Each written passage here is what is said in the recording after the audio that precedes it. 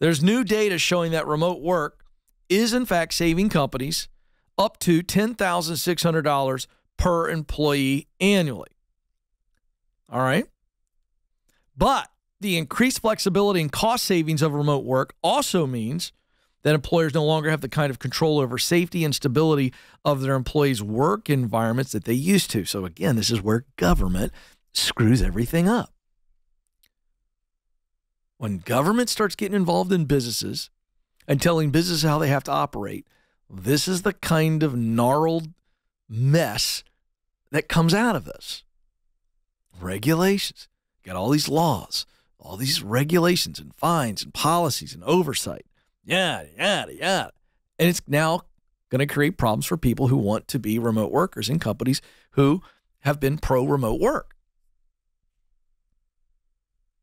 These issues have prompted a surge in new regulatory developments aimed at making sure remote workers, home workers, and teleworkers are protected under existing, listen to this, environmental, health, and safety legislation and guidelines,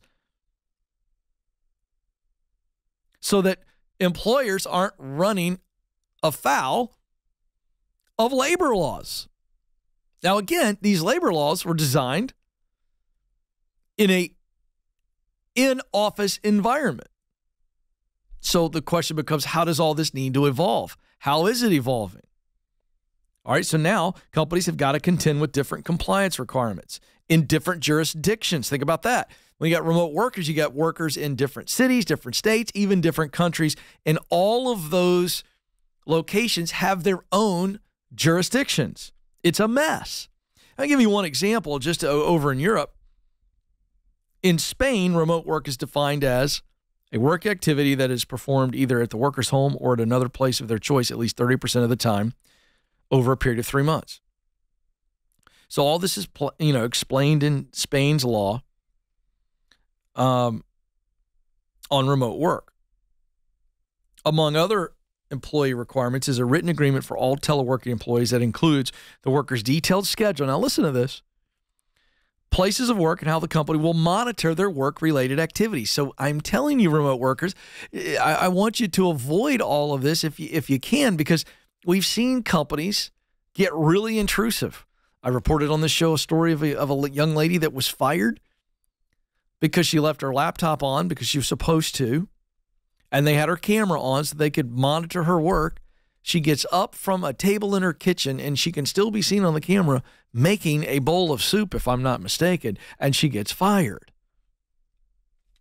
I call this nannyship, not leadership, but this is what's going to happen for some of you. It's coming.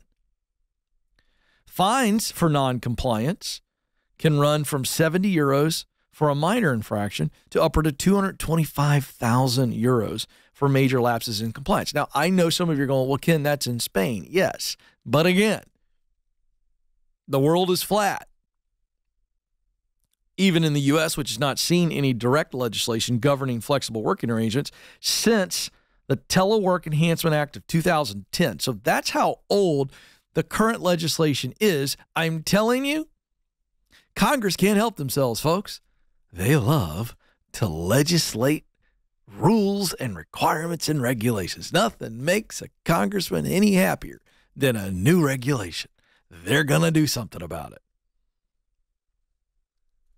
All right. But under the current act, the Telework Enhancement Act of 2010, a number of local laws affecting practices such as interstate taxation and expense reimbursement have emerged, creating complicated compliance challenges.